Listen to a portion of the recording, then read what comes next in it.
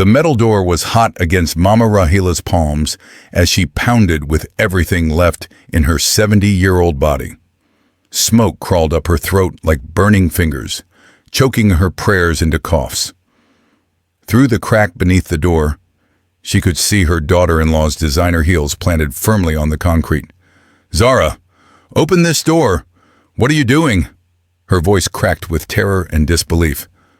On the other side, Zara Danjuma stood with a jerry can in one hand and a silver lighter in the other. Her face, usually arranged in smiles for cameras and charity galas, was now cold as Lagos rain.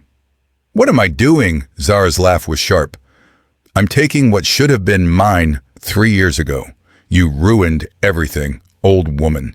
Every time Toby wanted to put my name on those shares, you poisoned his mind against me." Mama Rahila's legs weakened. She slid against the door, her wrapper catching on splinters. "Is this about the company? About money? I'm your husband's mother. You're the only thing standing between me and 30% of Danju Transglobal." Zara's voice rose. The smell of petrol burned stronger now, seeping under the door. "Everyone calls me Madame Danjuma. Everyone thinks I'm the billionaire's wife. But legally, I'm nothing, just decoration. And you made sure of that." Through tears and smoke, Mama Rahila called the one name that had always meant safety. "Toby, Toby, my son." Zara crouched down, bringing her painted lips close to the door crack. "Toby is in Dubai, signing papers that will make him even richer. And when he comes home, he'll find that his precious mama died in a tragic generator fire. He'll be broken, devastated, and I'll be the only one there to comfort him." She flicked the lighter open. The small flame danced between her fingers. "Then we'll see who deserves 30%. Mama Rahila's scream rose above the crackling of the first flame hitting the petrol trail. Not everyone who enters a home comes with love. A greedy heart can burn even the hands that fed it. This is the story of a billionaire who almost lost everything that mattered because a woman wanted 30% of his empire. If this touches your heart, tell me in the comments, "Mother first," and let me know where in the world you're watching from. Now listen, because some things once burned can never be rebuilt. 48 hours earlier, Toby Danjuma stood in a glass tower in Dubai, looking like everything his mother had prayed for. His tailored navy suit cost more than the entire street he grew up on in Kaduna. Behind him, floor-to-ceiling windows framed the Burj Khalifa like a portrait of ambition realized. "Gentlemen, Danju Transglobal Holdings will revolutionize cargo movement between West Africa and the Middle East." His voice filled the boardroom with the confidence of a man who had built an empire from roadside hustle to continental force. "Our partnership isn't just profitable, it's inevitable." The Saudi investors nodded, impressed. Toby's presentation showed maps of trade routes, projections climbing into hundreds of millions, testimonials from Fortune 500 clients. This deal alone would add 3 new countries to his logistics network. During the break, his assistant Marcus approached nervously. "Sir, your wife has called 3 times." Toby checked his phone. 3 missed calls from Zara. His stomach tightened in that way it always did when she called during business hours. He excused himself to the balcony where Dubai's skyline stretched endlessly below. "Zara, I'm in the middle of negotiations." Her voice came through like honey mixed with vinegar. "I know, baby. I'm sorry. It's just, the house feels so empty without you. It's just me and your mother. And you know how she watches me." "Mama is just protective. She means well." "Protective?" Zara's tone shifted slightly. "She barely speaks to me, Toby. Everyone outside calls me Madame Danju Transglobal, but in this house I'm treated like a guest who overstayed her welcome." A calculated pause. "Legally, that's what I am, isn't it? Just a guest. No shares. No real stake in anything we've built together." Toby closed his eyes. They'd had this conversation a dozen times. "We'll discuss it when I'm back." "Discuss it with who? You or your mother?" Because every time you try to put my name on anything, she convinces you otherwise. Zara's voice softened into vulnerability. I stand beside you at every gala, every interview, every investor meeting. I wear your name. But when it matters, I'm nobody. I just want 30%. That's not unreasonable for a wife. Zara, I'm not asking for control, Toby. Just security. Just respect. Then came the switch, smooth as silk. But we can talk when you're home. Your mama said she's been feeling weak. You should come back soon. We both need you. After the call, Toby stared at Dubai's golden lights and saw instead a muddy street in Kaduna. He was 8 years old again, watching his mother squat beside a coal drum, selling roasted corn to men who looked through her like she was smoke. Her wrapper was stained with soot. Her eyes were stained with hope. One day, she had told him, pressing a burnt corn into his small hands, you'll wear suit and tie and enter big offices. Just don't forget the woman who sold smoke and sweat to put you there. He pulled out his phone and booked an earlier flight home. In the Abuja mansion, Zara dropped her phone on the Italian marble counter. Her reflection in the hallway mirror showed a different woman than the one Toby had married. Harder, hungrier. The TV in the living room was showing business news. Nigeria's youngest logistics billionaire, Toby Danjuma, closes major Dubai expansion deal. She walked past the framed magazine covers of her husband's rise, past the photos of them at charity events where she smiled like a woman in love. On the terrace overlooking Abuja's city lights, a man waited.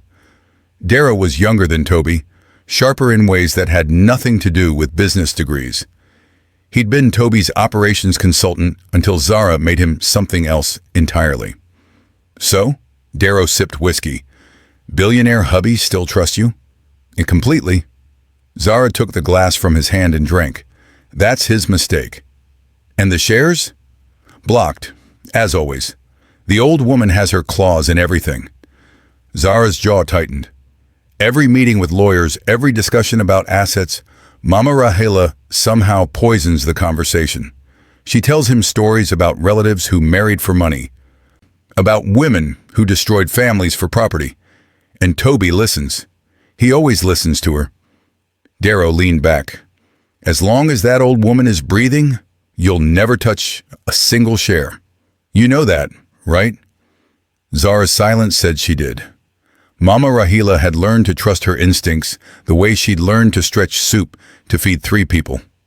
That evening, returning from Maghrib prayers at the small mosque near the estate, she caught something wrong. Just a glance through the terrace doors. Zara and a man standing too close, his hand on her waist in a way that had nothing to do with business. She said nothing. But later, in the kitchen where she insisted on making her own Gary, despite the house staff, she spoke quietly while Zara passed through. You know what my son doesn't understand yet? A company without conscience is just a fancy coffin you'd live in while breathing. Zara stopped. What's that supposed to mean, Mama? It means some people see a man, others see a bank account. Mama Rahela stirred her pot slowly. And some see both and convince themselves the feeling is love. Are you calling me a gold digger? I'm saying I've lived long enough to know the difference between someone who loves my son and someone who loves what he built. Mama Rahila looked up, her old eyes sharp. And I'll protect what he built from anyone who'll destroy it for greed, including his wife. Zara's hands shook with rage she could barely control. You don't trust me with 30% of shares because you think I'll ruin him? I don't trust you with 30% because you'd sell it to the highest bidder the moment things got difficult. My son built that company on sacrifice. You want to own it because of a wedding certificate? Mama Rahila turned back to her pot. Those are not the same thing. That night, Zara couldn't sleep. Every time she closed her eyes, she saw Mama Rahila's knowing look, saw herself trapped forever as Toby's wife, with no legal power, no real security.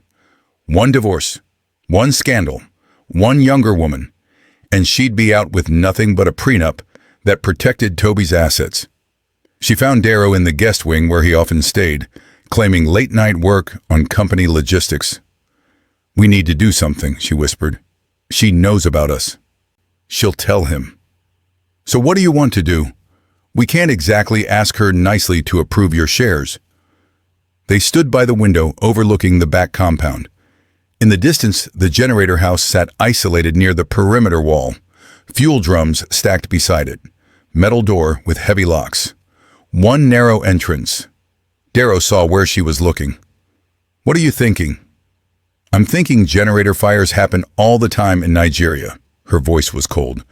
"Electrical faults, old wiring, fuel leaks, tragic accidents. Zara, if she tells Toby about us, I lose everything. If she keeps blocking the shares, I stay powerless forever. But if something happened to her..." Zara's eyes stayed fixed on that dark little building. "Toby would be destroyed, broken, and who would be there to hold him together? His wife. The only family he has left. And in his grief, when I ask him to finally make me a legal partner in everything..." She trailed off, letting Darrow finish the thought. He stepped back. "You're talking about killing her. I'm talking about survival, about taking what should already be mine." The next evening arrived in golden Abuja sunset colors. Mama Rahila tended her small garden behind the house. The one thing in this mansion that felt like hers. Roses, hibiscus, a small mango tree she'd planted herself. Her hands moved through soil the way they'd moved through decades of work, steady and sure. Zara ran out from the back door, her face arranged in panic. "Mama!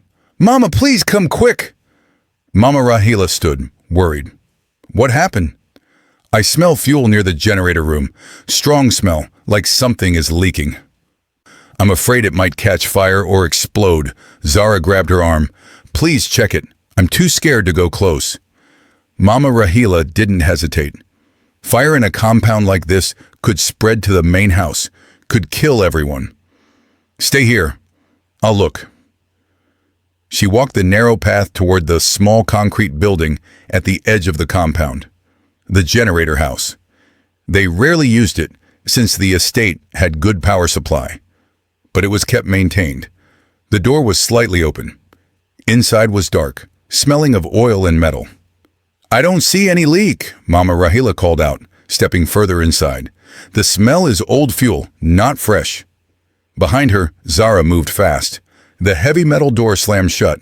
The sound of bolts sliding home was like gunshots in Mama Rahila's chest. "Zara, what are you doing?" She threw herself against the door, but it didn't budge. "Open this door!" Through the crack, Zara's voice came clear and cold. "You should have let me have my 30%, Mama. You should have stayed out of it." "Are you insane? Let me out!" "You were right, you know. I don't love him the way you want me to. I love what he can give me. The life, the power, the security." The sound of liquid splashing against the outside of the door. "But as long as you're alive, I'll never get it. So now you're going to have a very unfortunate accident." Mama Rahila's mind raced through shock and terror. "Toby will know. He'll figure it out. Toby is in Dubai signing deals. By the time he comes home, you'll be dead, the evidence burned, and I'll be the grieving wife who tried so hard to save you." More splashing. The chemical smell of petrol burned through the door cracks. "He'll never suspect his loving wife. And in his pain, he'll finally give me everything I deserve." Mama Rahila pounded on the door until her hands bled. She called her son's name the way she'd called it when he was lost as a child, when he was sick, when he was scared. "Toby! Toby! My son!" Outside, Zara pulled the lighter from her pocket. The small flame appeared, bright in the falling darkness. She hesitated for just one moment. Then she pictured her name on company documents, her signature on board decisions, her face in business magazines as co-CEO Zara Danjuma. She saw the future she'd married for. She dropped the lighter. In Dubai, Toby signed the final contract to applause from everyone in the boardroom. His phone buzzed with congratulations messages. Marcus poured champagne. The Saudi investors wanted to take him to dinner at the Burj Al Arab, but something felt wrong. A coldness in his chest that had nothing to do with the air conditioning. He thought of his mother, alone in that big house with Zara. Thought of Zara's strange tone on the phone. "Your mama needs you too." "Cancel dinner," he told Marcus suddenly. "Book the next flight to Abuja, tonight." "Sir, the celebration, now." On the plane, Toby couldn't settle. He tried calling home. No answer. Tried Zara's phone. No answer. Tried the house landline. Nothing. He told himself he was being paranoid, but the feeling grew stronger with every mile. He remembered his mother's warning from years ago before he married Zara. "She has hungry eyes, my son. Be careful." He remembered how his mother had quietly opposed every conversation about putting Zara's name on company shares. He thought she was being old-fashioned, traditional, too protective. What if she'd been right? The flight felt endless. He didn't sleep, just kept seeing his mother's face, remembering her sacrifices. The woman who'd sold roasted corn in Kaduna sun to pay his school fees, who'd worn the same two wrappers for 5 years so he could have new textbooks, who'd prayed over him every morning before school like prayer was armor against the world's hardness. When the plane finally landed in Abuja, he didn't wait for his driver. He took the first taxi, texting his security to meet him at the house. The SUV pulled into the mansion compound just after midnight. Immediately, Toby saw smoke. Not heavy, but visible against the night sky coming from the back of the property. His heart stopped. He jumped out before the car fully stopped. Security guards ran toward him, confused. "Sir, we thought Madam was handling the generator issue." Toby sprinted toward the smoke. As he got closer, he heard it. Faint, but unmistakable. His mother's voice, weak and coughing, calling his name. "Toby, help! My son!" He rounded the corner and saw the generator house. Small flames licking the outside walls, smoke pouring from cracks. And standing nearby, her clothes smudged with soot, her face in shocks, was Zara. "Toby, thank God you're here. The generator exploded, and your mother, she went to check and got trapped." He didn't stop moving. "Hey, where are the keys?" "I don't know. The heat. I tried." He smelled it then. Petrol. Not generator diesel. Petrol. The kind you pour deliberately. "Step back." His voice was steel. The door was locked from outside. Multiple padlocks. Toby threw his full weight against it, feeling his shoulder crack but not caring. Inside, his mother's coughing was getting weaker. "Toby, stop! You'll hurt yourself. The fire department is coming." Zara grabbed his arm. He shoved her away so hard she fell. "You locked her in." "What? No, I would never." "I smell the petrol, Zara. I see the locks from outside." He kicked at the door again. The metal was hot now, burning through his shoes. "What did you do?" He didn't wait for her answer. He rammed the door with everything, years of gym work and desperation combining. The frame cracked. One more hit, and the door burst inward. Flames roared out, fed by new oxygen. Toby wrapped his jacket around his head and pushed into the smoke. "Mama, where are you?" "Here. My son. Here." He found her collapsed on the concrete floor, her clothes singed, her hands burned from pounding the door. He lifted her like she weighed nothing, held her against his chest the way she'd once held him as a child, and ran back through the flames. They burst out together onto the grass. Toby was coughing, his back burned, but he didn't let go. "Mama, Mama, look at me. Stay awake." Her eyes opened slightly. She touched his face with a burned hand. "You came back." "Always. I'll always come back." Tears mixed with soot on his face. "Don't leave me. Please don't leave me." Security was spraying the fire with extinguishers. Someone had called an ambulance. The compound erupted in chaos. And through it all, Zara stood frozen, watching her plan collapse. Toby held his mother until the paramedics arrived and carefully took her. Only then did he turn to Zara. She tried one more lie. "Toby, it was an accident. The generator, I tried to save her, but the heat. I want to see the security footage. All of it. Right now." Her face changed. "What?" "Every camera. Backyard, terrace, everywhere." He looked at his head of security. "Pull it up in the living room. All angles from the last 6 hours." They gathered inside while Mama Rahila was loaded into the ambulance. Toby refused to leave until he saw the footage. On the large TV screen, the security guard scrubbed through recordings. There, Zara leading Mama Rahila toward the generator house at sunset. Mama looking confused, Zara pointing, seeming worried, another angle. Zara slamming the door shut. Mama's hands appearing in the crack, trying to push it open. Zara adding padlocks, another camera. Zara pouring liquid around the door from a jerry can, striking a lighter, dropping it. The room went silent. An earlier recording from the terrace. Zara and a man Toby recognized as Darrow, one of his consultants. Their conversation had no audio, but their body language told the story. Too close, too familiar. And then Darrow pointing toward the back compound, toward the generator house, both of them staring in that direction. Toby felt something break inside him that was worse than the burns on his skin. Police sirens wailed outside. Someone had called them about the fire. Zara backed toward the door. "Toby, let me explain." "Explain what?" His voice was quiet, which was somehow more terrifying than shouting. "Explain how you tried to burn my mother alive for 30% of my company? Explain how you locked a 70-year-old woman in a room and set it on fire? She was in my way. She poisoned you against me. I deserve those shares. I'm your wife." Zara's mask finally shattered completely. 3 years I've been Madame Danjuma with nothing to my name.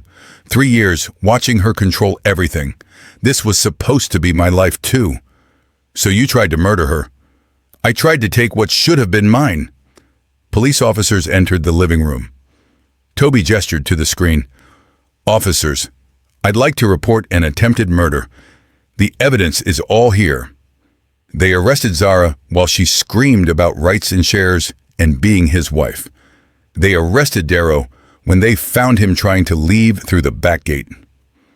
The whole compound became a crime scene, cameras flashing, statements being taken. Toby sat on his front steps, burned and exhausted, and watched his wife being put into a police car. She looked at him once through the window, her face twisted with rage and disbelief that she'd been caught. He felt nothing for her, not anymore. At the private hospital, Toby waited outside the ICU with his hands bandaged, his shirt torn and burned. When the doctor finally emerged, Toby stood so fast he nearly fell. "She's stable, critical condition, severe smoke inhalation, second-degree burns on her hands and arms, but she's alive. You got her out just in time."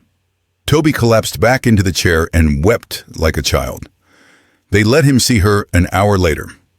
Mama Rahila lay in the bed, oxygen mask covering her face, bandages on her hands and arms. But her eyes were open. When she saw him, she reached out.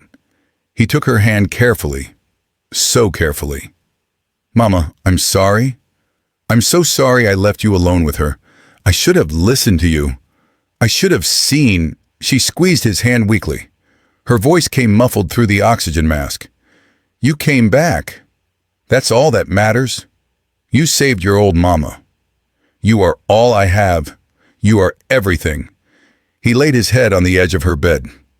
"I built that company for you, so you'd never have to sell corn in the sun again, so you'd never have to struggle.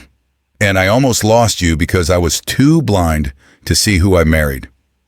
You married a woman who wanted things more than she wanted you. That's not your fault. That's her poverty." Mama Rahila coughed but kept talking. "Money without character attracts dangerous people. You know that now. I know. Don't let hatred eat you. Don't let this make you hard." She touched his face with her bandaged hand. "Just be wiser. Protect your heart. Guard what you build with conscience." "I promise, Mama. I promise." They sat together in silence, mother and son, survivors of greed's fire. 2 weeks later, the story broke everywhere. Nigerian news, international business outlets, social media exploded with debates about greed, marriage, and what people would do for money. Billionaire's wife, arrested for attempted murder of mother-in-law over company shares, read every headline. Zara's face was plastered across screens, her social media profiles showing the glamorous life she'd lived as Madame Danjuma. People dug up old interviews where she talked about standing beside her husband and building an empire together. The comments were ruthless. She wanted 30% so bad she tried to burn the woman who gave him life? This is why prenups exist. Imagine trying to kill your husband's mother for shares in a company you didn't build. Toby returned to Danju Trans Global headquarters 3 weeks after the incident. His hands were still bandaged. His mother was still recovering, now at home with full-time medical care. He called a press conference. Cameras flashed as he stood at the podium, looking different than the confident businessman they'd photographed in Dubai. Harder, older, more real. I built Danju Trans Global from nothing, from my mother's roasted corn money, from her prayers and sweat. It took me 15 years to get here, he paused. It took 15 minutes of fire to show me that none of it matters if I lose her. He didn't take questions. Didn't need to. The message was clear. Later, at the mansion that no longer felt like home, he sat beside his mother's bed. The house was being sold. Too many bad memories. They'd find something smaller, simpler, closer to normal life. Mama Rahila was reading her Quran, her burned hands slowly healing. She looked up when he entered. How was work? Busy. Restructuring. Darrow's been fired, obviously. I'm reviewing every contract, every consultant, every person who has access to company information. He sat in the chair he'd barely left since bringing her home. I'm also setting up a trust. Everything goes to you first if anything happens to me, not to any future wife. Not to anyone else. You. I don't need your company, my son, but you deserve it. You paid for every brick of it. She smiled, that same smile that had comforted him through every childhood fear and adult crisis. What I deserve is to see you happy, truly happy, not rich. Happy. I don't know if I remember how. You will. Just don't confuse glitter with gold anymore. Real love doesn't count shares. Toby thought about Zara in her prison cell awaiting trial. Thought about how she'd smiled at their wedding, how she'd played the role of devoted wife at every public event, how she'd looked at his mother with hate behind her eyes while plotting murder for money. How did you know, he asked. About her? Hungry eyes, like I told you. Some people look at you and see you. Others look at you and count what you're worth. Mama Rahila closed her Quran. I've been poor long enough to recognize greed. It has a smell, like smoke before fire. They sat together as Abuja's lights came on across the city. Toby felt something settle in his chest. Not peace exactly, but clarity, understanding. He'd almost lost everything that mattered while protecting things that didn't. Almost let greed destroy the one person who'd loved him before he had anything to give. I love you, Mama. I love you, my son. More than 30%. More than 100%. More than all the money in the world. Outside, the night was clear. Inside, for the first time in weeks, Toby felt like he could breathe. Greed can burn houses, marriages, and reputations, but it can never burn out a true mother's love. A woman tried to kill her way to 30% of a company and lost everything instead. A son almost lost his mother and found his soul instead. If you still have your mother, call her today. If this story touched you, comment mother first and tell me where you're watching from, because no amount of money, no percentage of any company is worth more than the woman who gave you life. Like, subscribe, and share so you never miss another story from Folktale Window.